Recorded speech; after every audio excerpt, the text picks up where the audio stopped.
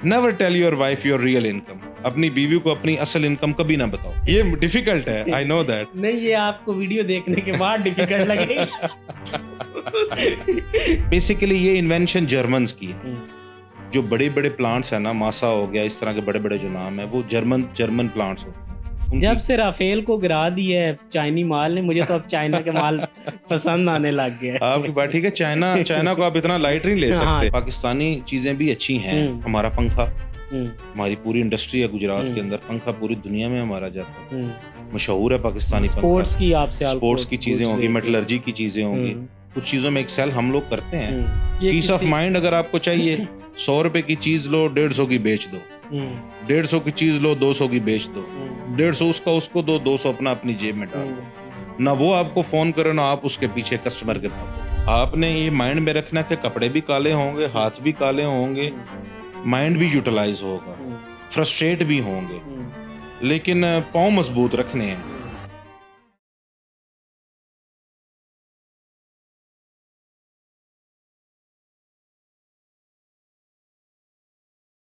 अहमद भाई सुनाएं, क्या हाल है? और जेलम का मौसम कैसा था?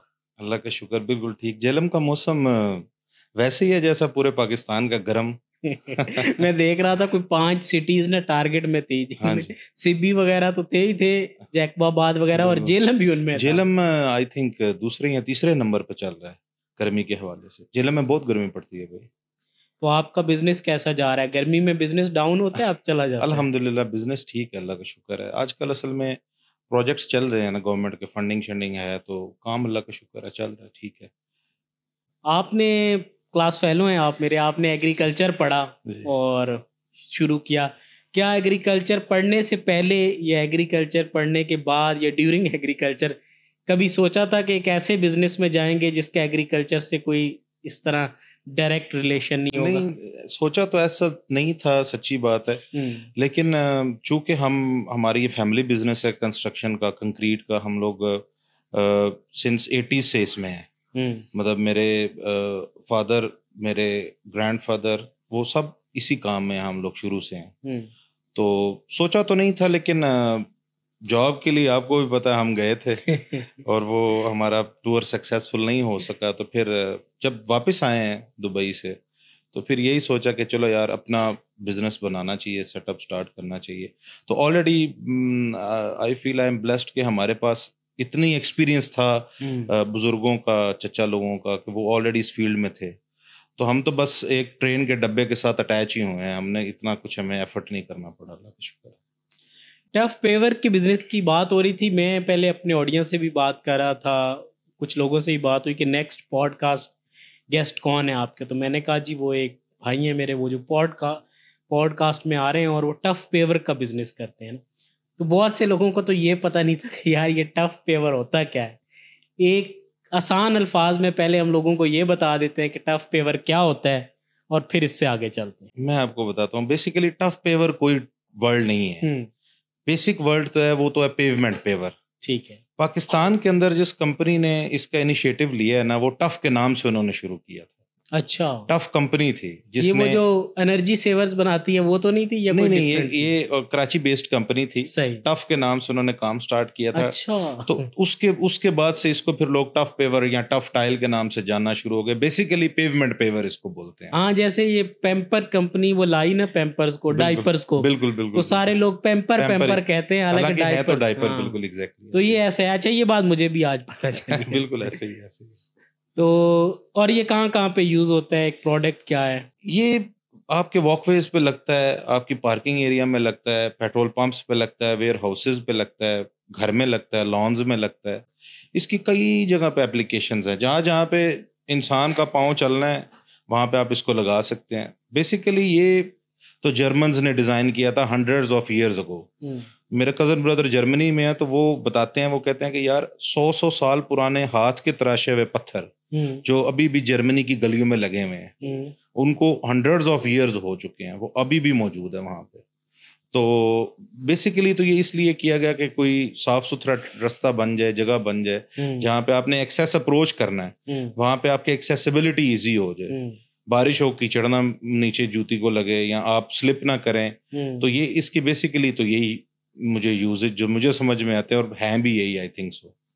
तो जो यही डेवलप्ड कंट्रीज हैं उनमें तो मैंने देखा है पेव्ड एरियाज बहुत ज्यादा होते हैं, बहुत ज्यादा, क्योंकि एक तो ये डस्ट से भी मतलब आपको बचाते हैं, दूसरा वही आप वाली बात है डेफिनेटली कि क्लीनलीनेस है भाई हर जगह पे, कि जहाँ कोई पे आपने कीचड़ नहीं होगा, कोई गंद बला नहीं होगा, साफ हाँ। सुथरा होगा, फिर इसकी क्लीनिंग आसान है, ठीक है ना। इसके ऊपर वो आपको ये नहीं है कि कोई बस आप स्प्रे भी पानी का कर दें तो ये साफ हो जाते हैं।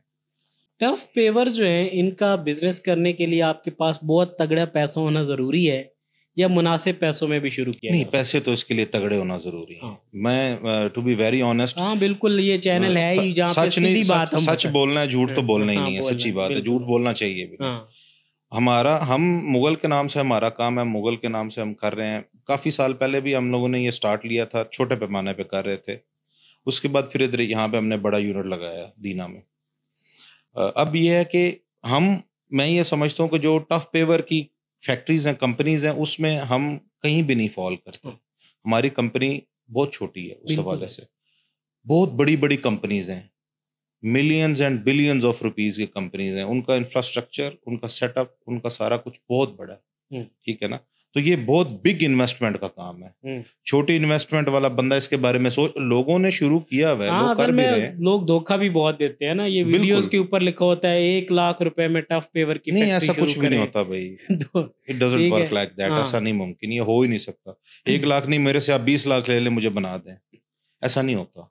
एक रफ फिगर कितनी रिक्वायर्ड अमाउंट है अगर ये मेरे ख्याल के मुताबिक, छोटे लेवल पे, मेरे ख्याल के मुताबिक आपने अगर छोटे से छोटे पैमाने पे भी इसको स्टार्ट करना है ना, तो लैंड आपकी अपनी होनी चाहिए। उसके अलावा आपको 6 से 7 करोड़ रुपया चाहिए लैंड के अलावा। अब लैंड की कॉस्ट भी आप उसमें डालेंगे, मेरे ख्याल के मुताबिक 1 एकड़ से प्लस तो होना ही चाहिए लैंड, उससे कम का फायदा ही नहीं है। क्योंकि आपने प्रोडक्शन करनी है, फिर आपने स्टॉक अपना लगाना है, स्टॉक लगाने के बाद आपने उसको क्योर करना है, क्योर करने के बाद आपने उसको लोडिंग करनी है। तो इतनी एम्पल स्पेस तो होनी चाहिए आपके यार्ड में कि यार अगर 2-4 गाड़ियां आ गई हैं तो वो आपस में ना कोलाइड करती फिरें, उनको इतनी स्पेस मिले, और आपकी वर्किंग स्पेस भी इतनी होनी चाहिए कि यार इजीली आपने 2-3 प्रोडक्ट्स अगर आप बना रहे हैं, मतलब बड़ी कंपनियां तो 25-25, 30-30 प्रोडक्ट्स बना रही होती हैं। अच्छा जी, तो जाहिर बात है जो प्रोडक्ट प्रोडक्शन लाइन से निकलना है उसने स्टॉक भी होना है, तो उसको एरिया तो चाहिए ना। ऐसे तो नहीं होता कि आपने इसको हवा में बिखेर देना, ऐसा नहीं होता। ये तो सॉलिड चीज है, इसको तो सॉलिड स्पेस चाहिए। हर बिजनेस के लिए ये कहा जाता है कि बाज की प्रोडक्ट तैयार कर लेना शायद किसी हद तक आसान होता है, लेकिन उसको मार्केट करना उससे ज्यादा मुश्किल होता है। यस, पेवमेंट के काम में क्या यही रियलिटी है, और अगर मार्केटिंग है तो कैसे? ये बिल्कुल रियलिटी ठीक है, ऐसे ही है। हम मतलब देसी मिसाल हम देते हैं कि इन्हों बनाना सौखा, इन्हों भुगताना औखा। हाँ। इसका भुगतान जो है ना, आगे इसकी डिलीवरी जो है वो बहुत टफ है, बहुत डिफिकल्ट है। बन तो जाती है, लेकिन इसकी लोडिंग, इसको आगे डिस्पैच करना, आगे इसको अनलोड करना, उधर कई तरह के मसाइल है, कई तरह के मामला है। और जितने प्लेयर्स अब मार्केट के अंदर मौजूद हैं, डेफिनेटली सैचुरेशन भी है। आज से 5-6 साल पहले नहीं थी, टू बी वेरी ऑनेस्ट, एक अब डेकेड कर ले चलें, अब है, अब बहुत ज्यादा। अब हर तीसरे बंदे ने टफ टाइल की फैक्ट्री लगाई हुई है। तो जब इतनी सैचुरेशन होगी मार्केट के अंदर, तो आपने चीज बना के बेचनी भी तो है ना। तो अगर आप एक बंदे को सबसे कि मैं आपको बेचने जाऊंगा तो मैं अकेला नहीं होऊंगा, मैं उठ के आऊंगा तो मेरे पीछे 6 बंदे और आपके पास आएंगे कि ये जी हमारी चीज देख लें, आप ये देख लें। और ये मैं क्लाइंट हूँ तो मैं 5 बंदों के पास जाऊंगा। डेफिनेटली आप आजाद हैं भाई, आप आजाद हैं, आप आजाद हैं, आप कैद में नहीं है मेरी, ना मैं आपकी कैद में हूँ। एज अ मैन्युफैक्चरर मैं आपका पाबंद नहीं हूँ, एज अ क्लाइंट आप मेरे पाबंद नहीं है। आप 100 जगह से रेट लेंगे तो मैं भी 100 लोगों को टच करूंगा। तो ये आप ये कह लें कि चीज अगर आपकी अच्छी है ना भाई, आपकी चीज स्ट्रेंथ वाली है और अच्छी है, तो वो बिक जाती है। चीज बुरी है तो वो नहीं बिकेगी। मतलब ऊंची दुकान फीका पकवान, ऐसा होगा तो काम खराब है। अगर आपने चीज अच्छी बनाई है ना भाई, आपका इतना शाबशबा नहीं भी है, आपकी इतनी प्रोजेक्शन नहीं भी है, ये चीज बेसिकली बिकती है। आप ये कह लें चलें, आपकी क्वालिटी के ऊपर भी बिकती है, फिर ये सीना बसीना भी बिकती है। आपने मेरे से 2000 स्क्वायर फीट माल लिया, ठीक है, आपका एक्सपीरियंस अच्छा रहा, मेरी टाइल ठीक, उसकी अच्छी परफॉर्मेंस रही, उसकी स्ट्रेंथ ठीक आई, आप आगे 4 बंदों को बताएंगे यार मुगल वालों से ले लो, उनका माल ठीक है। फिर मेरा जो अपना बिजनेस मॉडल है ना, जो मैं ये खुद फील करता हूँ कि जो आपकी डिलीवरी है ना, कमिटमेंट जो है वो बहुत मैटर करती है इसके अंदर। अगर आपने कमिटमेंट पे आप फोकस नहीं ना कर रहे अपने, आपने मुझे एडवांस दिया, मैंने आपको बोला मसूद भाई 25 दिन बाद आपकी साइट पे माल आना शुरू हो जाएगा, 25 के 30 तो हो सकते हैं, 25 के 125 नहीं होने चाहिए। फिर आप, अगर मैं ऐसा करूंगा, मेरा एटीट्यूड ये होगा, तो you will never come back to me. आप बोलेंगे छोड़ो यार, वो लोग टाइम वेस्ट करते हैं, पैसे ले लेते हैं, तंग करते हैं, वो डिलीवरी नहीं ऑन टाइम देते। तो डिलीवरी ऑन टाइम इसके अंदर अटमोस्ट इंपॉर्टेंट चीज़ है, सबसे बड़ी जो इंपॉर्टेंट चीज़ है कि आपने कस्टमर को टाइम पे डिलीवर करना। फिर कुछ प्रोजेक्ट्स या कुछ जो हमारे ठेकेदार बिरादरी है ना हमारी, उनको महकमे की तरफ से भी बाउंडिंग होती है टाइम की। हर प्रोजेक्ट जो होता है ना वो टाइम बाउंडेड होता है, तो वो उस तरफ से भी फिर हमें प्रेशराइज करते हैं कि यार माल टाइमली आप हमें पहुंचाएं प्लीज, आप ये इसको इस तरह से ना करें, ड्रैग आउट ना करें, ठीक है। तो मैं ये समझता हूँ कि सबसे ज्यादा बेहतरी इसके अंदर, जो सबसे ज्यादा इसकी कामयाबी की जमानत है ना, वो आपका क्वालिटी और आपका टाइम पे डिलीवरी है। वो हर किसी भी बिजनेस का रूल है, थंब रूल है ये।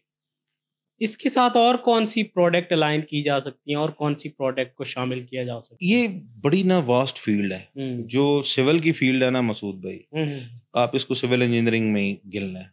कंक्रीट प्रोडक्ट्स हैं इसके अंदर, बेअंदाज चीजें हैं इसके अंदर, पीसीसी ब्रिक्स हैं इसके अंदर, ब्लॉक्स हैं इसके अंदर, टफ पेवर है सॉरी, इसके अंदर अल्लाह आपका भला करे कर्व स्टोन है इसके अंदर, क्यूनेट है इसके अंदर, काफी सारी चीजें हैं। अब देखें, जो इंजीनियरिंग पॉइंट ऑफ व्यू से मुख्तलिफ चीजें नई नई डिजाइन होती रहती हैं, डिजाइनर डिजाइन करता है, ठीक है। जैसे हमारे दोस्त हैं टाउनों वाले, हमारे दोस्त हैं, जैसे बैरिया टाउन हो गया, डीएचए हो गया, बड़े बड़े नाम जो है, अब उनके पास डिजाइनर भी मौजूद है ना, बिल्कुल वो डिजाइन करते हैं अकॉर्डिंग टू देयर नीड, कि हमें ये चीज चाहिए यार, हमें ये चीज। और फिर जो गवर्नमेंट सेक्टर के अंदर भी इस तरह होता है कि उन्होंने बड़े बड़े डिजाइनर रखे हुए हैं, उनका सिस्टम मौजूद है, हायरार्की है, उसके अंदर अब उनको वो जो चीज चाहिए, वो कोई चीज किसी जगह पे फिट इन आ रही है, किसी जगह पे वो नहीं आ रही, तो जहाँ पे जो चीज फिट इन नहीं आ रही उसके अकॉर्डिंगली उन्होंने डिजाइन करके डिमांड देनी है। अब ये कॉन्ट्रैक्टर की हेडेक है कि वो उसको लेके आए, वो फिर हमें अप्रोच करेगा। अब इसके अंदर सिर्फ आप इसको इस तरह से ना देखें कि ये एक प्रोडक्शन लाइन है,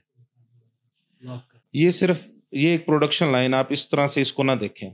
आप इसको ये भी देखें कि इसके अंदर आपने मेंटेनेंस भी करनी है अपनी मशीनरी की, वर्कशॉप पूरी चाहिए, इसके अंदर आपने न्यू चीजों की डिजाइनिंग भी करनी है, इसके अंदर मोल्डिंग भी तो इन्वॉल्व है ना।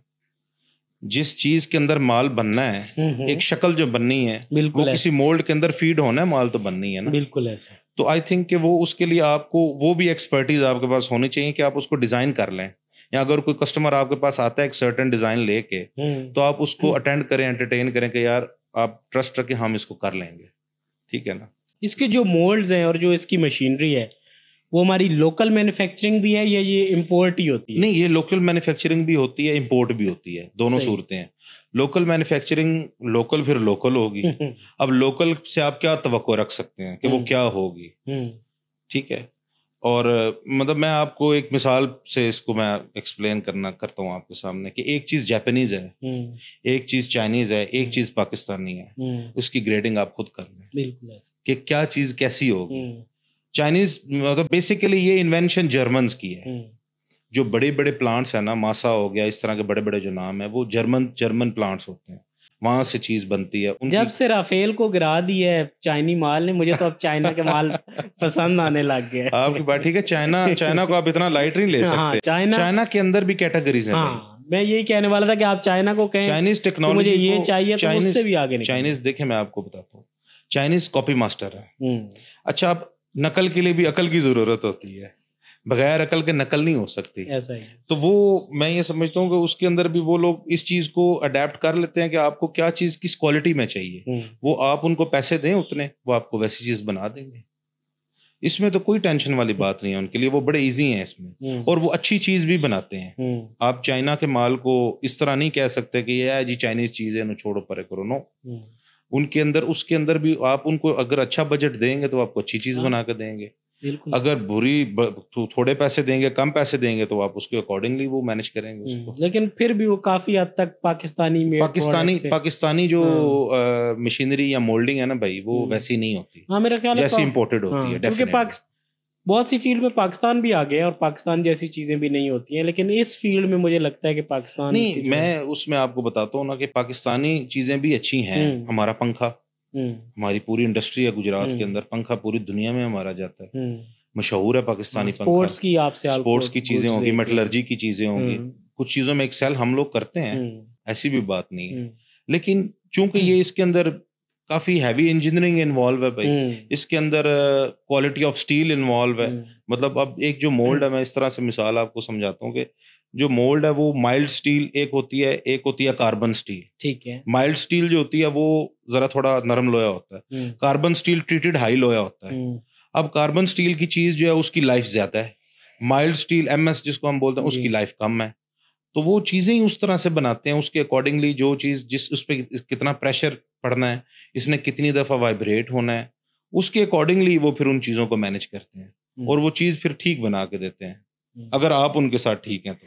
मोल्ड जो होते हैं ये फाइबर के होते हैं? नहीं, ये स्टील लोहे के होते हैं भाई। और ये भी वहीं से बनते हैं? बिल्कुल बिल्कुल वहीं से बनते हैं, वो लोग बनाते हैं। इसके अंदर ये पूरी इंजीनियरिंग है इसके अंदर भी। तो फिर एक जब नया डिजाइन आ जाता है जो आपको खुद बना, तो उसमें आपकी कॉस्ट, इनिशियल कॉस्ट फिर इंक्रीज हो जाती है? डेफिनेटली होती है। मोल्ड की कॉस्ट भी तो उसके अंदर ऐड अप होती है ना। मतलब पहले, अब हमारा पाकिस्तान के अंदर इकोनॉमिक क्राइसिस भी सॉर्ट ऑफ चल रहा है, हमारे डॉलर की सूरत हाल भी डिफरेंट है। मतलब मैं एक मिसाल देता हूँ कि अगर आपने चाइना के अंदर से मोल्ड $2000 का परचेज किया 2017 में, तो वो 2025 में भी $2000 की है, लेकिन आपका वो $2000 नहीं रह गया, आपकी कॉस्ट बढ़ गई चूंकि आपका पैसा डिवैल्यू हो चुका है।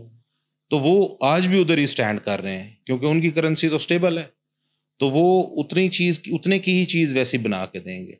लेकिन आज अगर आप आज लेने जाएंगे चाइना से तो वो आपको महंगी पड़ेगी। उसके अकॉर्डिंगली आप फिर इधर पाकिस्तान में उसको अल्टरनेटिव को यूज कर लेते हैं, आप उसको मैनेज कर लेते हैं, आप उसका डिजाइन कर लेते हैं, आप खुद भी बना सकते हैं। मेंटेनेंस और रनिंग कॉस्ट जो है इस बिजनेस की, हाई मेंटेनेंस है, हाई रनिंग कॉस्ट है, या फिर इनिशियल हैवी क्योंकि इन्वेस्टमेंट है एक आम बंदे के लिए, तो उसके लिहाज से अगर वो कर लेता है तो उसको फिर मेंटेनेंस उतनी नहीं है जितनी बाकी बिजनेसेस की, अगर हम कह सकते हैं, या मशीनरी रिलेटेड बिजनेस? इसके अंदर मेंटेनेंस बहुत ज्यादा है। अच्छा। जहाँ पे वाइब्रेशन इन्वॉल्व है ना, गड़ हर वक्त जो होती रहनी है, उसके अंदर आप क्या एक्सपेक्ट करते हैं कि क्या होगा? ब्रेकेजेस आएंगी, नट बोल्ट टूटेंगे, बैरिंग टूटेंगे, आपकी शाफ्ट्स टूटेंगी, कभी सारा प्रेशर किसी डेफिनेटली इसके अंदर बहुत ज्यादा मेंटेनेंस इन्वॉल्व है। जो बंदा इस काम को नहीं करता, आई एम ऑनेस्टली सेइंग, मतलब जो बंदा इस काम को नहीं करता, या जो बंदा पहले जिसका एक्सपीरियंस नहीं है वो शुरू करेगा तो 90% चांस है कि वो इसको छोड़ देगा, क्योंकि वो फेड अप हो जाएगा। ये थका देने वाला काम है, थकाता है ये। उसको ओवरकम करने के लिए आपको मेंटल स्ट्रेंथ, आपकी टीम, आपके पास उतना इंफ्रास्ट्रक्चर अंदर, आपकी वर्कशॉप, ये सारी चीजें आपके पास होनी चाहिए उससे कॉप अप करने के लिए। अगर आप बगैर राइफल के जंग में उतरेंगे तो अगला तो गोली मार के भाग जाएगा ना, फिर या पहाड़ पे चढ़ जाएगा। ये मशीन लाइक हम एक यूनिट उसको ले लें या मशीन ले लें तो उसकी प्रोडक्शन कितनी होती है पर डे या पर वीक? ये डिपेंड करता है कि आपके पास प्रोडक्शन कैपेबिलिटी कितनी है। ठीक है। मतलब जो पैलेट होता है, जो पैलेट जिसके ऊपर ये माल बनता है, ये उस पर डिपेंड कर रहा होता है। अगर मेरे पास सपोज के 300 पैलेट है तो उसके अकॉर्डिंगली मैं प्रोडक्शन लूंगा 8 घंटे में। वो एक यूनिट एक मशीन के ऊपर मैं पैलेट चला सकता हूँ? जी बिल्कुल। वो एक इसका पूरी प्रोडक्शन लाइन है ना। अच्छा। जो पैलेट फीडर मशीन है उसके अंदर आपने with the help of lifter, ठीक है, फोर्क लिफ्टर, आपने पैलेट्स को फीड करते जाना है। सही है। उसने 1 बाय 1 उसको लेते जाना है। जैसे उसका टाइम सेंसर उसको बोलेगा कि इसको खींच लो अब खाली पैलेट को, जो अगले पे माल बन के वो स्टैकर पे जा चुका है, वहां पे वो स्टैकिंग होना स्टार्ट हो जाती है, उसकी ऊपर ये स्टैक होते हैं, तो वो खींचता जाएगा, माल बनता जाएगा, एक लाइन पूरी चलती है इसमें। तो आप 500 पैलेट ऐड करेंगे तो 500 निकाल देगा, आप 1000 ऐड करेंगे तो 1000 निकाल देगा। वो तो मशीन है, उसके अंदर आप जो ऐड जितना करते हैं, it's just like a printer, you can say कि आप एक रिम ऐड करेंगे तो वो एक रिम के प्रिंट्स दे देगा, आप 4 ऐड करेंगे तो वो 4 के दे देगा। लेकिन कुछ, जैसे हम प्रिंटर्स की एग्जांपल आपने दी, तो कुछ प्रिंटर्स है ना, उनकी भी कैपेसिटी होती है, तो मशीन्स के भी इसी तरह ग्रेड? डेफिनेटली, बिल्कुल कैपेसिटी है, इनकी कैपेसिटी है। आप जितनी हैवी मशीन, बड़ी मशीन लगाएंगे, जितना उसका हाइड्रोलिक पंप स्ट्रांग होगा, जितना उसके सिस्टम स्ट्रांग होगा, वो उतनी ज्यादा काम करेगी। और ये मैनुअल मशीन्स और ऑटोमेशन दोनों मार्केट जी में? बिल्कुल होती हैं, बिल्कुल होती हैं। इसके अंदर ऑटोमेशन भी होती है, इसके अंदर मैनुअल भी है, इसके अंदर सेमी ऑटो भी है, इसके अंदर फुल्ली ऑटो भी है। ठीक है। हाँ जी, इसके अंदर सब कुछ होता है। इसके अंदर बड़ी तो वैरायटी जो है। मैनुअल हैं वो सस्ती हैं या वो भी इस तरह? वो सस्ती होती हैं, बिल्कुल वो वो चीप हैं। और लेकिन ये है कि उसके अंदर ये है कि आप ये कह लें कि जो मैनुअल मशीन है ना, जी जी, अकॉर्डिंग टू माय नॉलेज, उसके अंदर ये है कि आप काम तो कम लेते हैं लेकिन उसमें मेंटेनेंस भी उतनी कम है। फिर जितना आप इसके अंदर ऑटोमेशन के अंदर जाते जाएंगे ना, उसके अंदर फिर मेंटेनेंस इंक्रीज होती जाएगी। लेकिन आपकी प्रोडक्शन बहुत ज्यादा है, उसमें फिर आपको बिल्कुल बिल्कुल ऑटोमेटेड, फिर ऑटोमेटिक चीज में और मैनुअल चीज में फर्क तो है ना। एक बटन आपने प्रेस कर देना है मतलब और उसने उसके अकॉर्डिंगली उस चीज को बनाते जाना है, बनाते एक साइकिल डेवलप हो गया। वो साइकिल तब स्टॉप होगा जब कोई एक्सटर्नल कोई इशू आएगा उसके अंदर। इफ ऑल गोज वेल तो उसने तो 8 घंटे में जो 800 या 1000 या 1200 जितना पैलेट आपने फीड किया है, उसने उसको निकाल के माल बना देना आपका। माल की जो स्ट्रेंथ है वो कौन सी चीजें डिफाइन कर रही होती हैं, और इस बिजनेस वाले जो लोग हैं वो कहाँ पे पैसे कमा रहे होते हैं? माल की स्ट्रेंथ आपके रॉ मटेरियल पे मुनहसर होती है। उसके अंदर जो है ना वो कोई नहीं होता कि आपने कोई रॉकेट साइंस नहीं है। अच्छा रॉ मटेरियल यूज करेंगे, अच्छी स्ट्रेंथ आएगी। तो इंजीनियरिंग के उसूल हैं। साफ आप मटेरियल यूज करेंगे वॉश तो अच्छी स्ट्रेंथ ले लेंगे।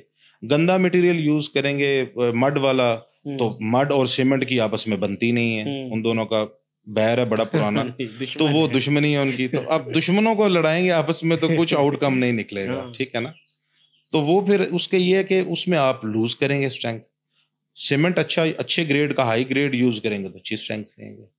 सीमेंट बुरा यूज करेंगे तो बुरी स्ट्रेंथ आएगी। It depends upon the manufacturer के वो रॉ मटेरियल क्या यूज कर रहा है। डिमांड क्या देखते हैं आप कि इस चीज की जो डिमांड है वो हमारे मुल्क में या इंडस्ट्री में बढ़ रही है या किस हद तक? डिमांड इसकी ठीक है, डिमांड तो फिर रहेगी डेफिनेटली। लोगों ने घर भी बनाने हैं, लोगों ने ब्लॉक्स भी यूज करने हैं, लोगों ने पेवमेंट्स भी करनी है, लोगों ने वेयर हाउसेज भी बनाने हैं, पेट्रोल पंप्स भी बनने हैं, सब कुछ होना है। बाय द टाइम जैसे जैसे आपकी पॉपुलेशन इंक्रीज करेगी, आपकी नीड इंक्रीज करेगी, हाउसिंग की नीड तो बढ़ेगी। तो हाउसिंग में यहाँ ब्लॉक्स लगेंगे, यहाँ ब्रिक्स लगेंगी, तो क्ले ब्रिक्स भी लगती हैं, कंक्रीट वाली पीसीसी भी लगती हैं, ब्लॉक्स भी लगते हैं। तो वो तो डिमांड तो इसकी रहती ही है, ठीक है ना। और ये वक्त के साथ इंक्रीज बढ़ती भी है बिल्कुल। इसमें आप ये नहीं कह सकते कि इसकी डिमांड कम हो जाएगी, ये पूरी दुनिया में ही बढ़ती रहती है। कितने बंदे किसी एक फैक्ट्री को अच्छे से चला सकते हैं? ये डिपेंड करता है आपकी फैक्ट्री के साइज पे। जी, आपका साइज फैक्ट्री का क्या, आपका अगर फैक्ट्री का साइज बड़ा है, आपके पास 2-3 प्रोडक्शन लाइंस हैं, तो उसके अकॉर्डिंगली आपको ज्यादा लोग मैनेज करने के लिए चाहिए। अगर आपकी प्रोडक्शन लाइन बिल्कुल कम है, छोटी है बिल्कुल, तो मेरे ख्याल के मुताबिक अगर ऑटोमेटेड है तो 5 से 6 लोग इनफ हैं। अगर मैनुअल है सारा सिस्टम, ऑटोमेशन नहीं है, तो फिर 12-15 लोग हो जाएंगे, बस इतना ही बहुत है। ये काफी लोग हैं। क्या ये बिजनेस और इसके मटेरियल क्रेडिट पे भी किए जा सकते हैं? क्रेडिट चलता है इसके अंदर, टू बी वेरी ऑनेस्ट। लेकिन अब जो सूरत हाल है ना हमारी, जो पाकिस्तान की इकोनॉमिक सिचुएशन है, जिसके अंदर क्रेडिट आपको कहीं से भी नहीं मिलता। मतलब क्रेडिट मैं इस सेंस में करूंगा कि आप क्रश प्लांट वाले हैं या आप सीमेंट डीलर हैं, तो मैं बोलूंगा कि मसूद भाई यार ये 20 लाख का सीमेंट तो प्लीज भिजवा दें मुझे, 15-20 दिनों में आपको पैसे दे दूंगा। ठीक है। अगर आप आमीन करते हैं तो मैं कस्टमर से आमीन क्रेडिट कर लूंगा, नो प्रॉब्लम। अगर आप बोलेंगे कि नहीं यार मैं नहीं अफोर्ड कर सकता, या क्रश प्लांट वाला बोलेगा कि यार 15-20 लाख का क्रेडिट यार मैं नहीं अफोर्ड कर सकता, सॉरी, तो फिर मैं भी आगे कस्टमर को बोलूंगा कि मैं क्रेडिट नहीं ले सकता, ना मैं अफोर्ड करता हूँ क्रेडिट। इट डिपेंड्स अपॉन कि आपके साथ मार्केट क्या ट्रीट कर रही है, ठीक है ना। अगर मार्केट आपके साथ थोड़ा क्रेडिट वाली पॉलिसी ट्रीट कर रही है तो आप भी टू सम एक्सटेंट इसमें जा सकते हैं। लेकिन मेरे ख्याल के मुताबिक ना क्रेडिट लेना चाहिए ना क्रेडिट देना चाहिए, अगर आप इजी रहना चाहते हैं तो। पीस ऑफ माइंड अगर आपको चाहिए, 100 रुपए की चीज लो 150 की बेच दो, 150 की चीज लो 200 की बेच दो, 150 उसका उसको दो, 200 अपनी जेब में डाल दो। ना वो आपको फोन करे ना आप उसके पीछे कस्टमर के भागो। असल में जब क्रेडिट की बात आती है ना, तो वो रेट्स के कुछ ऐसा हो जाता है ना, मतलब हम इंडस्ट्री में काम कर रहे हैं, बायर हैं, बिल्कुल। मतलब अगर आप कहते हैं जी मैं 4 महीने में पेमेंट्स करूंगा, तो वो अगला भी इस दाव में होता है कि मैं 100 वाली चीज इसको 200 की दे रहा हूँ, तो खैर है। ये आपकी बात ठीक है, लेकिन इतना लंबा फर्क नहीं होता, ठीक है ना। कस्टमर जो होता है ना वो सबसे ज्यादा समझदार होता है। बिल्कुल, मैन्युफैक्चरर से ज्यादा समझदार कस्टमर क्योंकि होता है। मैन्युफैक्चरर अपनी जगह पे बैठा है, कस्टमर के लिए पूरा मैदान खाली है। मैं अपने जो है ना 5 एकड़ के यार्ड में बैठा हूँ, ठीक है ना। बिल्कुल ऐसा है। तो मैं ये समझता हूँ कि कस्टमर को मेरे से ज्यादा समझ है, वो हर चीज को नापता तोलता है। आपके पास आएगा तो आपको बोलेगा यार ये चीज मुझे इतने में आप दे रहे हो, इतने पैसे दूंगा, इतने बाद में दूंगा, क्या रेट लगाओगे। मेरे पास आएगा, वो सारी जगहों पे ट्रिक्स ट्राई करता है। 5 बातें उसे बता दूंगा कि माल ऐसे होता है, ये होता है, डेफिनेटली 5 आप बता देंगे, 5 बिल्कुल उसकी नॉलेज ऑटोमेटिकली इनहैंस होती जा रही है। वो जब 5वें बंदे के पास जाएगा वो बातें कर रहा होगा जो मैन्युफैक्चरिंग कह रहा हो, यार ये तो मेनू भी नहीं पता। बिल्कुल ऐसी है, बिल्कुल ऐसी है, यू आर एब्सोल्युटली राइट, बिल्कुल सही बात है, ऐसी होता है। कोई इंटरेस्टिंग स्टोरी कस्टमर से रिलेटेड के कभी कोई आपकी जिंदगी में वाकया हुआ हो कोई ऐसा? काफी स्टोरीज हैं, काफी रिलेटेड स्टोरीज हैं। असल में हम लोग ऐसा करते नहीं है, हमारी ये ना क्रेडिट की पॉलिसी है ना हम करते हैं, लेकिन चूंकि हम मार्केट में बैठे हुए हैं तो हमारा जो है ना हम लोग करना पड़ता है। फिर लोग हैं साथ इन्वॉल्व, आपकी अपनी फैमिली टाइज हैं, आपका एक सोशल सर्कल है, तो उसके अंदर माल जो है ना देना पड़ता है ना, क्रेडिट पे भी देना पड़ता है। तो एक कस्टमर को मैंने माल दिया था 2 साल पहले, ठीक है। 2 साल तक उसने मेरा कोई फोन नहीं उठाया, कोई राब्ता नहीं किया। पिछले दिनों उसने खुद ही फोन किया कि यार वो मैं जरा बाहर गया हुआ था, तो मैं ना अब आपके साथ जो है ना करता हूँ कुछ, आपकी पेमेंट्स का कुछ अरेंजमेंट्स करता हूँ। मैंने कहा कोई नहीं, लाइटली, जारी बात है, अब मुझे ये है कि मैं अपने पैसे उससे लेने की कोशिश करूँ। तो अब अनफॉर्चुनेटली उसने फिर से फोन उठाना छोड़ दिया है। वो फिर नहीं फोन उठा। मैं ना कल एक वीडियो देख रहा था, इंडिया के एफएम की स्टोरी है, एफएम चल रहा था, इंडिया के होस्ट और को होस्ट बैठी थी ना, तो वो होस्ट जो है ना उसने कहा कि मैं तुम्हें एक नंबर देता हूँ, तुम उस पर राब्ता करो, गपशप लगाओ, पंजाबी भाई है हमारा, तो ज़रा उसे बताओ कि क्या है। खातून, अच्छी आवाज़ थी, उसने उसको कॉल मिला दी। अब उससे बातें करना शुरू हो गई कि ये वो भी, तो कि यहाँ से नंबर मिला है, ये हुआ है, वो हुआ है, तो क्या आप क्या करते हैं? तो उसने कहा जी मेरे तो 5-7 मुरब्बे ने और फिर और मेरे 2-4 बिजनेस हैं, कितना कमा रहे हैं? मैं इतना कमा रहा हूँ। अच्छा, गाड़ियाँ कौन सी रखी हुई हैं, सारी डिटेल बता रहा है ना। वो दूसरा भी सुन रहा है, उसका दोस्त भी जो है, उसने दोस्त ने ही कॉल मिलवाई थी। अच्छा, बताते बताते उसने कि मेरी 20 लाख आमदन है पर मंथ, ये है वो है, तो थोड़ी देर बाद ना उसने फोन पकड़ा के मेरी बात कराओ। वो कहता है ओए मेरे जेड़े 50,000 देने कहता भाई जी हालात ही कोई नहीं, काम ही कोई नहीं चल रहा। बस उसको उसने सबज बाग दिखाया तो वो ट्रैप हो गया। वही ना कि हालात नहीं है, काम ही कोई नहीं चल। तो बाज़ औक़ात कस्टमर्स वगैरह होते हैं, ज़ाहिर बात बिल्कुल तंग करते हैं वो ऐसे, और या फिर इवन के जिसको आप क्रेडिट में चले जाते हैं ना, बिल्कुल, तो वो फिर कहेगा भाई हालात ही नहीं है। हाँ वैसे ऐसे ही होता है ये हमारा, वैसे ये हमारा एज अ नेशन आप कह लें कि हमारा डायलेमा भी है। ऐसा नहीं होना चाहिए मेरे ख्याल के मुताबिक कि मैं आपको इन्वेस्ट करके जेब से पैसे लगा के आपकी चीज़ बना के आपको दे रहा हूँ, तो फिर मेरे पैसे भी तो मुझे टाइमली मिलने चाहिए ना। अगर मेरा आपसे कमिटमेंट है कि यार आपने मुझे 1 मिलियन एडवांस दिया है, 20 दिन के बाद मैं आपको आपका माल देना शुरू कर दूंगा। अब मैंने आपका माल 1 मिलियन आपसे लेके शायद 2 मिलियन खुद से लगा के आपका 3 मिलियन का माल बना के रख दिया और उसकी सप्लाई स्टार्ट कर दी है, तो फिर आपका भी अखलाकी फर्ज बनता है ना कि आप उसको टाइमली मुझे रिटर्न करें। क्योंकि ये तो एक सर्कल है मसूद भाई, चल रहा है ऐसा। इस सर्कल को अगर आप इस सर्कल में से एक कंपोनेंट को भी खींचेंगे, ड्रैग आउट करेंगे, तो वो सर्कल टूट जाएगा। अगर इस बिजनेस से रिलेटेड मैं 3 से 4 चीज़ें आपसे पूछूं कि अपनी होना ज़रूरी है या नहीं, मतलब काम चल जाएगा अगर अपनी नहीं भी है तो। नंबर 1 पे आता है आपका मशीनरी। डेफिनेटली कोई भी मशीनरी है, बिल्कुल। वो एक तो है कि हमारा यूनिट है, प्लांट है, वो एक अलग बात है। उससे रिलेटेड मशीनरी की अगर मैं बात करूं तो आप कह लें डंपर्स, बिल्कुल आपके अपने होने चाहिए। बिल्कुल, अगर हो तो प्लस पॉइंट है, सही ना हो तो मार्केट में बहुत ज्यादा है। वो सिर्फ ये है कि आपकी अपनी चीज होगी तो आप उसके अंदर डीजल डालेंगे, ड्राइवर की दिहाड़ी उसको देंगे, खर्चा देंगे, थोड़ी बहुत मेंटेनेंस देंगे, आप अपनी रॉ मटेरियल को या अपने माल को डिलीवर कर लेंगे, इन रिटर्न आप वापसी पे अपना रॉ मटेरियल लेते आएंगे। अगर तो इसमें आपको फायदा ही है। डेफिनेटली अपनी चीज अपनी होती है, किराए की चीज रेंटेड होती है। हाँ, अक्सर बिजनेसमैन होते हैं कि मैं यार अपनी 1 करोड़ रुपया इन्वेस्ट करने की जगह रेंट पे चलता रहूं, ये सोच के साथ? नहीं, वो उसके अंदर वो उसका मॉडल अलग होता है। हर बिजनेस का मॉडल भी डिफरेंट होता है ना। एक आप ऐसा नहीं कह सकते कि एक बंदा जो मैकडोनल्ड्स चला रहा है उसका मॉडल और पेवर वाले का मॉडल सेम होगा। ये डेफिनेटली पॉसिबल नहीं है। एक बंदा राइस मिल ओनर है, उसका मॉडल और एक फ्लोर मिल ओनर का मॉडल सेम होगा। हर एक बिजनेस के अपने प्रोज हैं, अपने कॉन्स हैं। हाँ, इससे मुझे आपकी इस बात से मुझे एक बात याद है। हमारे एक दोस्त हैं, ग्लोरिया जीन्स में होते हैं। उनके एक क्लाइंट ने ना, उनकी 2-3 सोसाइटीज थी। उस क्लाइंट की सोसाइटीज चलाना एक बड़ा डिफिकल्ट काम है। डेफिनेटली बहुत बड़ी, मतलब काफी बड़ी, थाउजेंड्स ऑफ कनाल जगह है, फिर कहीं से पैसे लिए हैं, फाइल है ही नहीं, बेची हैं वो सारी तो बड़ा मुश्किल टास्क। हर बंदा मलिक रियाज नहीं होता। लेकिन उन्होंने 3-3 सोसाइटीज चलाई हुई थी।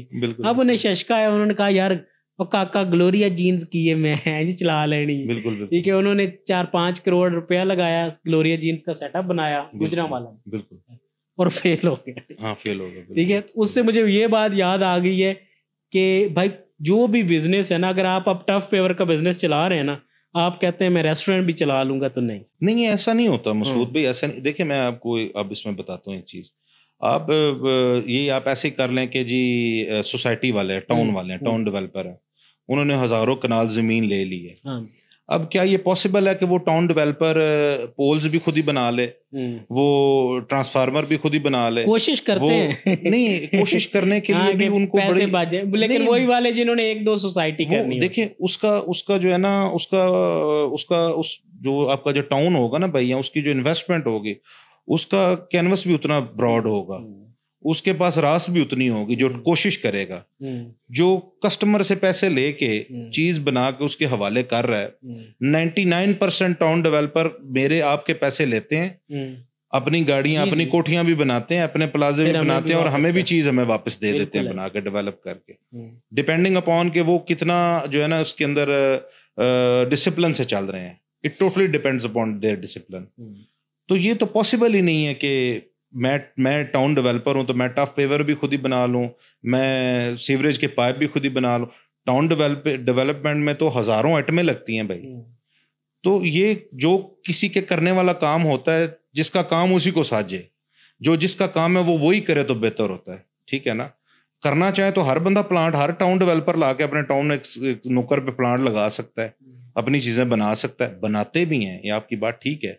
लेकिन भाई उसको फिर उस तरह से मैनेज करना इम्पॉसिबल के करीब हो जाता है। आपके बिजनेस की क्या लिमिटेशंस हैं, अगर मैं उसके बारे में? लिमिटेशंस इन विच सेंस? मतलब कि जो मैं समझाऊं वो ये कि लाइक मैं अगर आप एक टाइल बना रहे हैं जो कि आपका स्टैंडर्ड साइज है जी, और मैं कहता हूं कि इसके ऊपर कोई टैग लगा दे, सपोज मैं DHA वाला बंदा हूं, बिल्कुल, मैं कहता हूं इसके ऊपर DHA लगा दे, बिल्कुल, तो शायद वो आप नहीं लगा पाएंगे, क्योंकि फर्मा और लगा देंगे लगा के इन दैट सेंस देंगे कि वो हमें पे करेगा उसका फिर। ठीक है ना?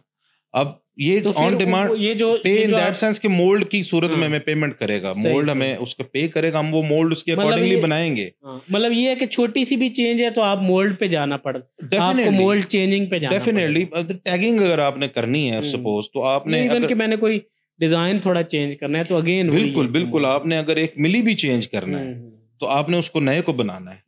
आप उसके अंदर तो उसको, वो तो स्टील है, लोहा भाई, उसको तो आप मोल्ड नहीं ना कर सकते। जो बन गया सो बन गया। आप ऐसा तो नहीं है कि कोई बटन दबाएंगे या चाबी मरोड़ेंगे तो वो 1 मिली अंदर हो जाएगा या 2 मिली बाहर। मतलब अगर आप इसको देखें तो ये एक इस बिजनेस की लिमिटेशंस में बिल्कुल ये हैं, ये लिमिटेशंस हैं, और ये लिमिटेशन हर कस्टमर समझता भी है। आप मुझे एक स्पेसिफिक डिजाइन दे रहे हैं फॉर प्रोडक्शन, तो आप मुझे मेरा मोल्ड उससे बनवाएंगे, टाइम भी मुझे देंगे, मोल्ड की कॉस्ट भी मुझे देंगे, ऑल दो कि मैं उस मोल्ड को आपके माल के अगेंस्ट एडजस्ट कर लूंगा। वो मोल्ड मेरी प्रॉपर्टी हो जाएगी, माल आपका बन जाएगा। ऐसा होता है, यही प्रैक्टिस है। लेकिन वो आपको बनवाना पड़ेगा या उसको सर्च आउट करना पड़ेगा जिसके पास वो मोल्ड मौजूद है। हर एक डिजाइन का अलग मोल्ड है। एक डिजाइन के अंदर आप ऐसा मिक्स मोल्ड होते हैं। चाइना में भी, चाइनीज भी ये प्रैक्टिस करते हैं कि एक मोल्ड के अंदर 2 डिजाइन ले लेते हैं या 3 डिजाइन ले लेते हैं। उनकी जो है ना सेगमेंटेशन करके, उसको सेग्रीगेट करके, एक पट्टी, सपोज आप एक सेक्शन जो है वो एक डिजाइन का दे रहे हैं, दरमियान में दूसरा सेक्शन दूसरे डिजाइन का दे रहे हैं, साइड बाय साइड तीसरा सेक्शन तीसरे डिजाइन के लिए। आप ऐसा होता है। लेकिन ये प्रैक्टिकल नहीं है। आप उसमें से कितना माल ले लेंगे, ना 3 में रहेंगे ना 13 में रहेंगे। कहते हैं जी पेवर्स वाले जो है ना बड़ा पैसा कमाते हैं, बड़ी प्रॉफिट रेशियोज हैं पेवर में, कहते हैं जी 70-80% प्रॉफिट है। पता नहीं कौन समझता है ऐसा, ये कहाँ होता है, मुझे भी वो बंदा मिला है भाई। नहीं, ये जो व्यूअरशिप वाला सीन होता है ना, उसमें मैं देख रहा होता हूँ कि अक्सर लिखा होता है कि 10 लाख लगाएं 2 करोड़ रुपया कमाएं। नहीं, ये तो सब ब्लफ होते हैं। वो मैं कब फिर उसको जो है ना, तो रियलिटी क्या है, कितने परसेंटेज रियलिटी कोई भी नहीं बताता, लेकिन एक रफ फिगर मैं बताऊंगा। I have courage to speak, मैं बताऊंगा आपको। आज से 8-10 साल पहले परसेंटेज ठीक थी जब मटेरियल सस्ता था। इट डिपेंड्स अपॉन कि आपको रॉ मटेरियल कैसा मिल रहा है। अगर रॉ मटेरियल मार्केट के अंदर आप 400 का थैला मसूद भाई कहाँ, और 1200 का थैला किधर, 1200 का भी नहीं है अब सीमेंट का थैला, 1300-1400 की ब्रैकेट में चल रहा है। 400 रुपए का थैला डाल के आपने वही माल बनाना है, और 1400 की चीज डाल के आपने वही माल बनाना है। प्रॉफिट रेशियो आप खुद निकाल लें, समझदार है। लेकिन फिर वो रेट भी तो अप जाता होगा, रेट अप जाता है, कोई शक नहीं है, रेट भी इंक्रीज हुआ है, लेकिन उसके अकॉर्डिंगली बाकी अलाइड चीजें भी साथ इंक्रीज हुई हैं। प्रॉफिट का रेशियो जब 400 का थैला था जी, तो उस अब के बारे में 3 टाइम टाइल इंक्रीज हुई है। बिल्कुल हुई है, रेट इंक्रीज हुआ है, रेट इंक्रीज हुआ है, लेकिन उस रेट इंक्रीज के साथ और बहुत सारी अलाइड मटेरियल्स भी इंक्रीज हुए हैं। बिजली इंक्रीज हुई है, डीजल इंक्रीज हुआ है, हाइड्रोलिक की बाल्टी इंक्रीज हुई है, ग्रीस की बाल्टी इंक्रीज हुई है, वेजेस इंक्रीज हुई हैं। तो जब इस सारी चीजों को इन टोटलिटी आप पैकेज में देखते हैं ना, तो जो रेशो होती है ना प्रॉफिट की, 2017 में जो माल बना के बेचता था उसमें ज्यादा पैसे कमाता था, 2025 में जो बना के बेच रहा हूँ उसमें कम पैसे कमा रहा हूँ, टू बी वेरी ऑनेस्ट। क्या ये यूनिट जो है ये सोलर पे चलाया जा सकता है? बिल्कुल बिल्कुल चला। आपकी जो है अल्लाह आपका भला करे, फ्लोर मिल चल सकती है, राइस प्लांट चल सकता है, तो ये भी चल सकता है। और क्या वो प्रॉफिटेबल है? बिल्कुल डेफिनेटली है, क्यों नहीं है। आपने जब आपने दिन के टाइम जो आपके पीक आवर्स हैं उसके अंदर आपने बिजली बना के वापडा को वापस कर दी, और आपने उसके मुतबादल उनसे बिजली लेके यूज कर ली, तो डेफिनेटली प्रॉफिट तो है ही है इसमें। अगर गवर्नमेंट इसमें इसको सही रखे तो, जैसे ये भी एक शर्त है कि अगर गवर्नमेंट इसको चलने दे तो। नहीं, अब शिफ्ट हो रहे हैं यूनिट इस पे। बिल्कुल, लोगों ने सोलर लगाए हुए हैं, हम लोगों ने अभी सोलराइजेशन की तरफ हम लोग नहीं गए, हमारा प्लान है, लेकिन इन फ्यूचर इंशाल्लाह हम इसकी तरफ जाएंगे। लेकिन अगर सोलराइजेशन आप कर लेते हैं तो डेफिनेटली आप महीने का जो एक बिल की ब्रैकेट है 6-7-8 लाख के अराउंड अबाउट बिल आपका आ जाता है, ठीक है ना, डिपेंडिंग अपॉन कि आपने कितना काम किया है। अगर काम कम किया तो कम बिजली जली है तो कम बिल आएगा, काम अगर आपने ज्यादा किया और मार्केट में अगर काम है, ऑर्डर्स भी हैं, तो मशीन को हम जरा 5वें गियर में चलाते हैं। अगर ऑर्डर थोड़े से कम है तो मशीन को 2-3 गियर में चलाते हैं। आपके पास एडवांस वगैरह माल वगैरह भी तैयार होता है, या जो बाकी लोग हैं इस बिजनेस में क्या वो एडवांस भी तैयार करते हैं, या ऑन ऑर्डर ही मोस्टली चल रहा होता है? नहीं, इसके अंदर ये होता है कि आपने जो आपकी हॉट सेलिंग आइटम्स है ना, जो आपकी रूटीन की आइटम्स हैं जो बिकती रहती हैं, वो आप बना के रखते रहते हैं, स्टॉक मेंटेन रखते हैं आप। बाकी फिर अपॉन ऑर्डर है। आपका एक डिज़ाइन है, कर्व स्टोन का मैं एक मिसाल देता हूँ, 6x12x14। मेरा डिज़ाइन या किसी XYZ का डिज़ाइन है 6x12x18, दोनों साइज ही अलग है। तो आपके डिज़ाइन को, आपकी ऑर्डर को मीट करने के लिए आपका मोल्ड लगा के आपकी चीज़ बना के रखूँगा। XYZ जो जैद बकर है उनके लिए उनका मोल्ड लगा के उनकी चीज़ बना के रखूँगा। वो ऑन डिमांड होती हैं। जो अब जैसे ब्लॉक्स हो गए, बिल्डिंग ब्लॉक्स हैं, वो रूटीन में चलते हैं, या आप कह लें कि ब्रिक्स जो हो गई वो रूटीन में चलती हैं, उसका कस्टमर आता जाता रहता है, तो वो चीज़ हम बना के इन स्टॉक रखते रहते हैं, उसको मेंटेन करते हैं। कोई भी कस्टमर अगर आ जाता है कि 500 वाला भी मेरा कस्टमर है, 5 वाला भी मेरा कस्टमर है, 5000 वाला भी मेरा कस्टमर है, I need to honour everybody. इसके अंदर कोई आप तफरीक तो नहीं ना कर सकते कि जो एक 5 ब्लॉक्स लेने आया है उसको मैं बोलूँ कि तुमने बाहर बैठना, और जो 5000 लेना है उसको बोलूँ इसी में आके मेरे साथ बैठो। It doesn't work like this. Export का क्या सीन है इस बिजनेस में? एक्सपोर्ट है पाकिस्तान में, ऐसे पेवर्स जो है एक्सपोर्ट हो रहे हैं? नहीं, मैंने सुना नहीं कभी वैसे। असल में पता क्या मसूद भाई, जो बाहर की दुनिया है ना, दूसरी दुनिया, जैसे गल्फ है, आपने गल्फ में भी आप भी रहे हैं, आपने उधर काम भी किया है, उधर भी बहुत ज्यादा मैन्युफैक्चरिंग यूनिट्स हैं पेवर के। गल्फ तो तकरीबन आप कह लें कि 80% पेव्ड है, if I am not wrong, जी जी 80% पेव्ड है वो। दैट मीन्स कि वो उनकी डिमांड तो उनके मुल्क से जनरेट हो रही है, वहीं से बन रही है। इसकी मतलब एक्सपोर्ट करना फिजिबल ही नहीं है। एक इस लिहाज से फिजिबल नहीं है कि ये वजनी आइटम है, इसका लोड है, वजन है इसका। तो आप उसको कितना कंटेनर में डालेंगे और कौन इन चक्रों में पड़ता है? जिधर इसकी नीड होती है भाई, उधर इसकी इंडस्ट्री इसकी मौजूद है, पूरी दुनिया में ही है। नहीं, मैं तो बाज़ औक़ात शुक्र करता हूँ कि एटलीस्ट ये वो आइटम्स है जिसमें हम खुद अपनी प्रोडक्शन में अगर एक्सपोर्ट नहीं कर रहे तो इंपोर्ट भी नहीं कर रहे। बिल्कुल बिल्कुल बिल्कुल, क्योंकि वरना आप देखें टाइल्स की सिरामिक टाइल्स, ये वो एम्पल अमाउंट ऑफ फैक्ट्रीज हैं भाई, ample amount of production units हैं, लोगों के पास हजारों स्क्वायर फीट, लाखों स्क्वायर फीट स्टॉक पड़ा हुआ है फैक्ट्रियों में। बड़ी फैक्ट्रियों की बात कर रहा हूँ, ठीक है ना? वो इतना स्टॉक मेंटेन करते हैं, तो दैट मीन्स कि डिमांड इसकी है। जैसे जैसे काम आता है या गवर्नमेंट की पॉलिसीज अच्छी होती हैं, डेवलपमेंट के बजट के अंदर पैसे आते हैं, तो डेवलपमेंट तो होती है। अब डेवलपमेंट सिर्फ नालियां तो नहीं ना बनती या सड़कें नहीं बनती, पेवमेंट्स भी लगती हैं। पेवमेंट्स का आजकल मार्केट रेट क्या चल रहा है? ये 130 से 150 रुपए पर स्क्वायर फीट के हिसाब से इसकी ब्रैकेट चल रही है, डिपेंडिंग अपॉन आपकी क्वालिटी स्ट्रेंथ कितनी है। स्ट्रेंथ के अंदर भी इसकी कैटेगरीज है ना, 5000 PSI का रेट और है। कुछ बड़ी कंपनीज हैं, उनके रेट बहुत हाई होते हैं, वो क्या डिफरेंट करते हैं? बिल्कुल होते हैं उनके रेट्स, उनकी प्रोडक्शन कॉस्ट उस तरह से डिफरेंट है। फिर पैलेट के ऊपर डिलीवरी है, फिर उसके अलावा usages of chemicals, different type of chemical, material भी अच्छा यूज करते हैं, स्ट्रेंथ भी अच्छी होती है, फिनिश भी अच्छी होती है। ये सारी चीजें, ये सारे फैक्टर इन्वॉल्व हैं, ठीक है ना? आप एक फैक्टर के अंदर इसको, आप एक ब्रैकेट के अंदर आप इसको नहीं काउंट कर सकते। इस बिजनेस से रिलेटेड कोई फ्यूचर आप देखते हैं कि क्या इसमें तब्दीलियां आ सकती हैं, ये कैसे मॉडिफाई हो सकते हैं? इसके अंदर बहुत सारी तब्दीलियां मुमकिन है भाई। इसके अंदर मैकेनाइजेशन, एडवांसमेंट बहुत ज्यादा आ रही है, आ चुकी है। 2017 में जो चाइना से हमने प्लांट इंपोर्ट किया था, आज वो प्लांट उस तरह से नहीं है। इसके अंदर रोजाना इनोवेशन होती है, रोजाना नई चीज बनती है, ठीक है ना?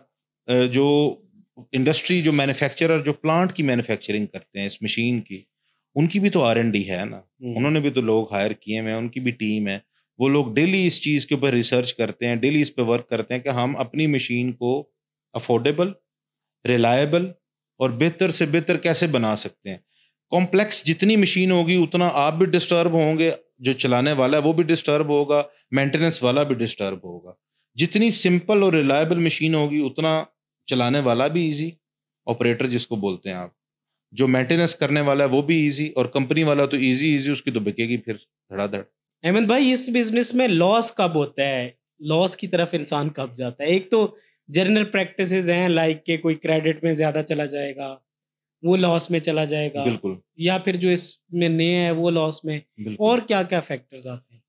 लॉस जो है ना मसूद भाई, लॉस बिजनेस में होता ही नहीं है। अच्छा, मैं एक मिसाल देता हूँ आपको कि मैंने एक चीज 100 रुपए की बनाई, आपको मैंने 200 की बेच दी या 170-80 की बेच दी, लॉस में मैं कैसे जा सकता हूँ? बिजनेस में प्रॉफिट ही होता है। लॉस इन दैट सेंस होता है कि आपकी ड्रेनेज हो, आपकी टीम कहीं से ड्रेनेज कर रही हो, आपकी मिस मैनेजमेंट, मिस कैलकुलेशन हो, आपने कैलकुलेट नहीं उसको वेल इनफ किया और आपने कोई डील कर ली है, ठीक है ना? या आपकी नेग्लिजेंस हो, आप बिल्कुल किसी भी सूरत उसको ओन ही नहीं कर रहे, आपका कोई पैशन ही नहीं है उसके अकॉर्डिंग, उसके अगेंस्ट, आप बिल्कुल सोए पड़े सत्तू पी के, फिर लॉस होता है, वरना लॉस नहीं होता। बिजनेस तो फ्लरिश ही करता है भाई। मतलब एक चीज आपने बनाई, आप उसकी कॉस्ट कम है और आप उसको प्रॉफिट पे बेच रहे हैं, तो उसमें लॉस कैसे हो सकता है? और ये तो वो पेरिशेबल आइटम टाइप चीज भी नहीं ये है। वो बिल्कुल ये नहीं है। आपने ये 10 साल भी पड़ी हुई है, ना इसको कीड़ा लगना है, ना इसको आग लगनी है, ना इसको घुन लगना है, इसको कुछ भी नहीं होना।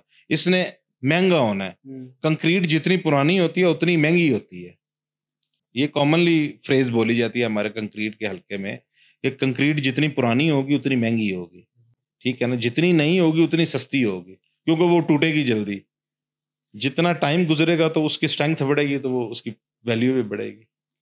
आप क्या समझते हैं, भट्ठे का बिजनेस जो ईंटों का भट्ठे वाला है और ये कंक्रीट टाइल्स वाला पेवमेंट्स का बिजनेस है, इन दोनों में से कौन सा बेहतर बिजनेस है? दोनों ही अच्छे हैं, दोनों जिसकी डिमांड अच्छी है वो अच्छा है। दोनों, भट्टे को आप क्या समझते हैं? भट्टे को आप ऐसे ही समझते हैं? नहीं, भट्टे को भट्टे का बिजनेस बड़ा बड़ा बिजनेस है भाई। भट्टे का मैंने काफी, मेरी मुलाकात भी हुई लोगों से। एक बंदे ने कहा कि मैंने जो भट्टा है ना, वो 12 साल पहले तीली लगाई थी भट्टे में। बिल्कुल ठीक है, 12 साल उसे एक तीली से मेरा भट्टा चला है। बिल्कुल सही बात है। और जिस बंदे का इस तरह भट्टा चल गया है या चल रहा है, तो उसको, उसके लिए कोई और बिजनेस उसको देखने की भट्टा बैठ भी जाता है उसको देख, लेकिन कॉमनली नहीं कहा जाता कि फलां का भट्टा बैठ गया है, वो भट्टा वाकई बैठता है। लेकिन जिस बंदे ने हर साल नई आग लगानी है ना, बिल्कुल, और फिर उसका भट्टा बैठ जाएगा। भट्टे का काम भी अच्छा भाई, जो सेट है ना इसके अंदर, वो डिपेंडिंग अपॉन कि आपकी डेडिकेशन कितनी है, आपकी ऑनेस्टी कितनी है, आप कितना इन्वॉल्व है इसके अंदर। अगर आप वबाले जान समझ के करेंगे तो आप कोई भी अट्रैक्टिव बिजनेस है या कोई भी वेल पेइंग बिजनेस है, आप उसको नहीं चला सकते। और दूसरा इनोवेशन है। मैंने भट्टे में भी देखा है, बहुत से लड़के जो हैं, यहाँ रावलपिंडी इस्लामाबाद में मेरी मुलाकात रही, तो वो भट्टे में इनोवेशंस ला रहे हैं। उनकी जो तैयार हो रही है ईंट, वो फेयर फेसिंग ब्रिक्स उसको कहते हैं, उनका साइज, उनका आपको प्लास्टर करने की जरूरत ही नहीं है। ठीक कह रहे हैं आप, ठीक कह रहे हैं। आप उसकी उसी फेयर फेसिंग उसका ब्रिटिश स्टैंडर्ड साइज, पूरा साइज होना, उसके अंदर अच्छी मिट्टी का इस्तेमाल करना, उसके अंदर जो मिक्सिंग आपने करनी है उसके प्रोपोर्शन के अकॉर्डिंगली आपने उसको मिक्स करना है, आपने जो बनाना है बिल्कुल प्रॉपर उसकी आपने पकाई करनी है किलन के अंदर। तो ये सारी चीजें तो फिर डेफिनेटली करती हैं ना, मैटर करती हैं। कोई भी बिजनेस हो, आपने जब उसकी क्वालिटी को मैनेज करना है, इम्प्रूव करना है, उसको मेंटेन करना है, वो चलेगा।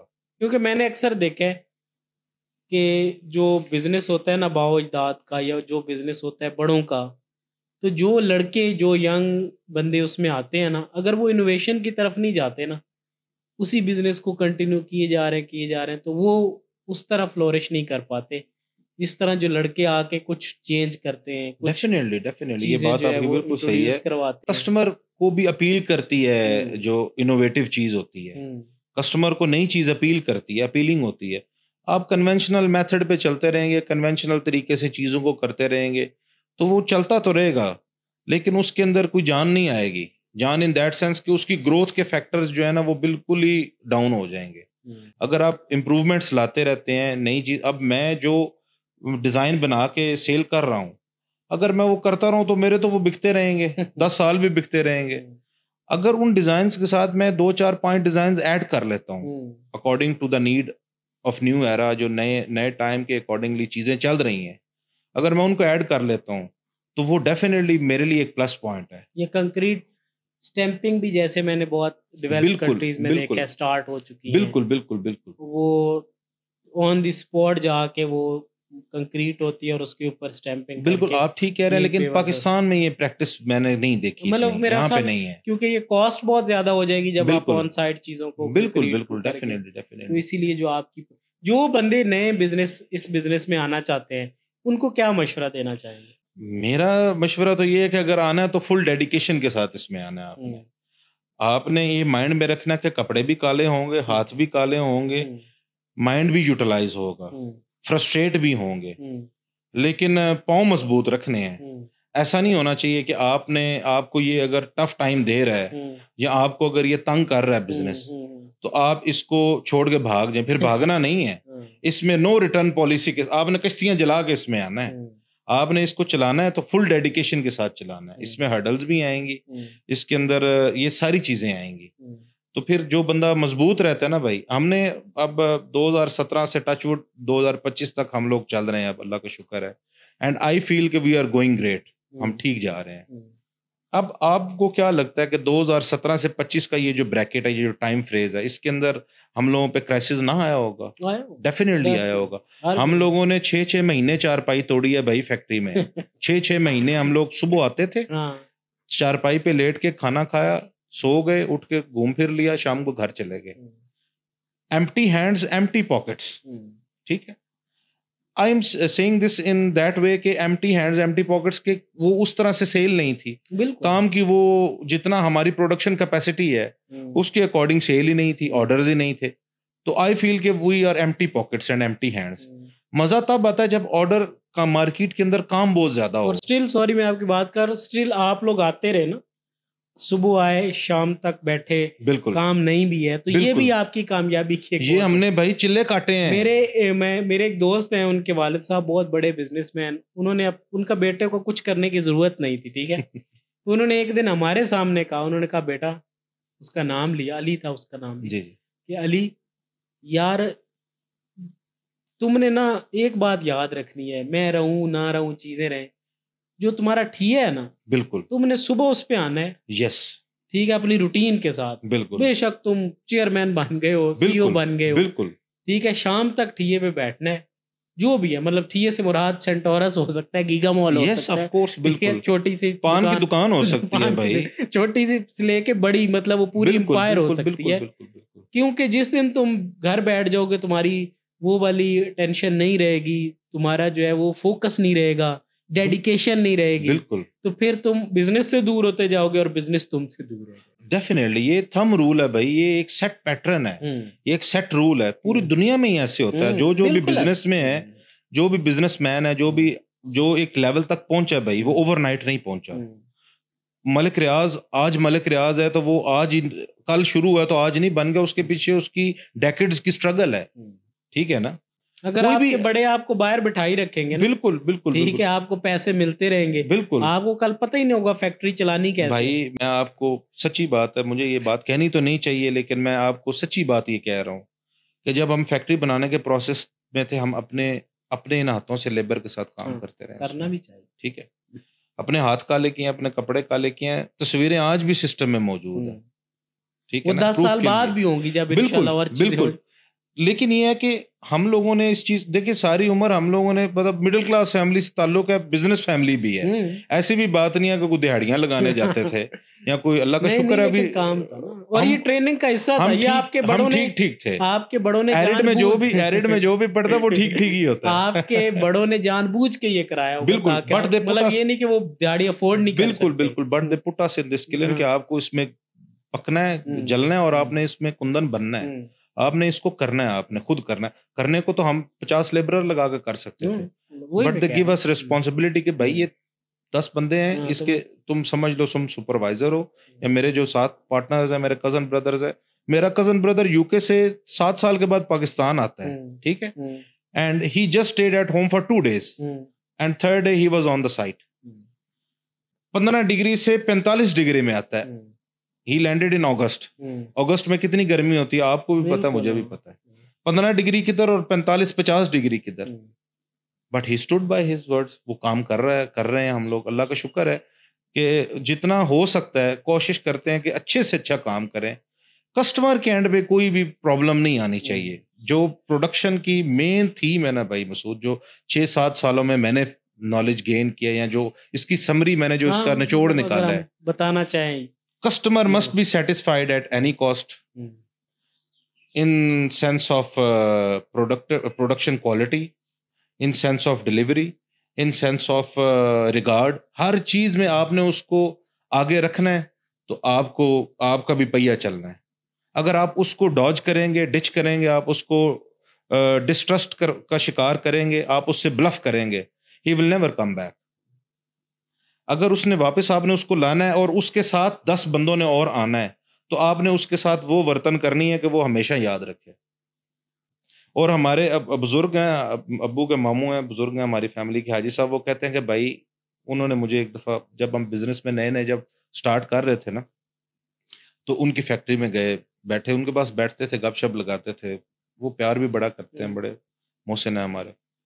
वो कहते हैं कि यार 2-3 चीज़ें, चूँकि तुम अब अपनी एजुकेशनल लाइफ खत्म करके प्रोफेशनल लाइफ में आने वाले हो, मैं तुम्हें 2-3 मोटी झटकी मिसालें, झटकी एग्जांपल्स और जो झटके रूल्स तुम्हें समझाना चाहता हूँ, वो जरा सुन लो मेरे से। एक तो 8 बजे के बाद सुबह घर से निकल जाना, घर नहीं रहना। कभी बिजनेस की बात घर नहीं करनी, घर की बात बिजनेस में नहीं करनी। इन दोनों चीजों को अलग रखना है, अपनी प्रोफेशनल लाइफ को अलग रखना है, अपनी पर्सनल लाइफ को अलग रखना है। As far as you are concern with your partners, जब आप पार्टनर, अगर तो मैं सोल प्रोप्राइटर हूं, फिर तो मैं ईजी हूं, आजाद हूं, जो मर्जी करूं। बट और एक और उन्होंने बड़ी जबरदस्त बात बताई मुझे जो मैं अक्सर उस पर जो है ना कोशिश करता हूँ, हो नहीं पाता लेकिन कोशिश करता हूँ। Never tell your wife your real income. अपनी बीवी को अपनी असल इनकम कभी ना बताओ, ठीक है ना। ये डिफिकल्ट है, आई नो दैट। नहीं, ये आपको वीडियो देखने के बाद डिफिकल्ट लगेगा। जो उन्होंने मुझे बताया वो मैं कोट कर रहा हूँ, वो मैं बता रहा हूँ कि आप जो है ना अपनी कुछ चीजें सेव करके रखो अपनी, ठीक है ना। और फिर उन्होंने ये एक और बात बड़ी जबरदस्त, उन्होंने कहा यार अगर कोई बंदा सुबह मट्टी की ढेरी लगा कर भी रोड के साइड पे बैठ जाएगा ना, शाम को वो भी बेच के उठेगा, बिक जाएगी उसकी। शर्त बैठना है, बैठे रहेंगे तो बिकेगी। इधर उधर हेयर एंड देयर घूमते रहेंगे या कभी उधर चले गए कभी उधर चले गए, कभी कुछ नहीं हो सकता। कंसिस्टेंसी, उन्होंने बोला कि यार कंसिस्टेंसी रखोगे ना तो चलते रहोगे। अप्स एंड डाउन्स आएंगे, बहुत अप्स हाईज भी आएंगे, लोज भी बड़े आएंगे, but you need to be strong. आपने इसके साथ आपने ये सोचना है कि यार ये we are fighting a battle with this, हम इस बैटल में हैं। तो बैटल में दो होते हैं ना प्लेयर्स, आप हैं और आपका ओपोनेंट है। You don't let your opponent overcome on you. आपने उसको अपने ऊपर हावी नहीं होने देना। आपने सिर्फ ये रखना कि यार हमने इसको काबू करके रखना है, इसकी ऐसी की तैसी मैं देख लूंगा इसको, तो वो चलता रहता है, कुछ भी नहीं होता। थैंक यू मिर्जा भाई, आपने अपना टाइम निकाला। It's my pleasure. कोई स्ट्रेट बातें हुई हैं जो लोग इस बिजनेस में आना चाहते हैं या जो कर रहे हैं इवन कि उनके लिए भी। और ये एक स्टेज है, हम भी लर्निंग स्टेज में, आप भी, मैं भी, हम भी अभी इसी काम को सीख रहे हैं। बिल्कुल बिल्कुल, हर बंदा सीखता है जी, रोज सीखता है। हमारी काविश है इस प्लेटफॉर्म के थ्रू के लोगों को। I am very happy to be very honest Masood भाई, मुझे इतना अच्छा लगता है आपको देख के, अपने बाकी बैचमेट्स को देख के, दोस्तों को देख के we are doing something good, ठीक है ना। हम कुछ अच्छा कर रहे हैं अपनी अपनी कैपेसिटी में, जितना जितना जो कर रहा है, हर बंदा सेटल है, हर बंदा एक अच्छी लाइन पे जा रहा है। और आई फील सो प्राउड के जो 09 बैच है हमारा, they are doing so great. ये वीडियो हम 09 बैच के नाम करते हैं। दुआओं में याद रखिएगा सब। अल्लाह हाफिज़। Thank you so much.